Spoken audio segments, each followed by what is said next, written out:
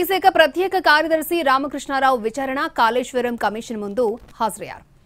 Kaleshwaram project లక్ష్యం ఏంటి, project ద్వారా ఆదాయాన్ని ఎలా సమకూర్చారు అని కమిషన్ ఆయన్ని ప్రశ్నించగా, పరిశ్రమలకు నీళ్లు అమ్ముకోవడం, తాగునీటి వ్యాపారం చేయడంతో ఆదాయాన్ని ఆర్జిస్తామని చెప్పారు రామకృష్ణారావు. ఏటా కాళేశ్వరం ప్రాజెక్టు నిర్మాణం కోసం కాళేశ్వరం ప్రాజెక్టు కోసం తీసుకున్న లోన్స్ కి 9 నుంచి 10.5% వడ్డీతో రీపేమెంట్ చేస్తున్నాం.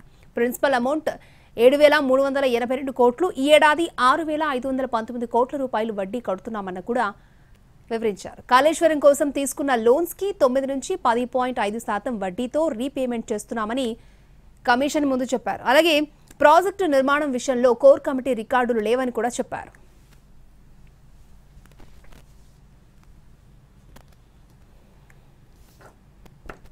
ప్రాజెక్టు తొందరగా కట్టారు కానీ నిబంధనలు పాటించలేదని కమిషన్ తెలిపింది. అసెంబ్లీలో కాళేశ్వరం ప్రాజెక్టు ఫిజికల్ పాలసీ పెట్టలేదని రికార్డులను ఆయనకు చూపించింది. ప్రాజెక్టుకు సంబంధించిన ఫైల్స్ ప్రాపర్ గా కేబినెట్ ముందుకు రాలేదని కూడా తెలిపింది.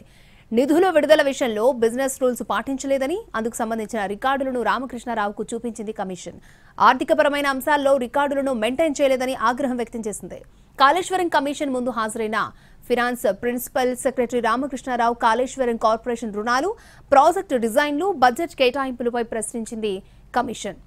కార్పొరేషన్ ద్వారా ఆదాయాన్ని ఎలా పొందుతారని రామకృష్ణారావును ప్రశ్నించింది కమిషన్. పరిశ్రమలకు నీళ్లు అమ్మడం, తాగునీటి వ్యాపారం చేయడంతో ఆదాయాన్ని ఆర్జిస్తామని అన్నారు రామకృష్ణారావు.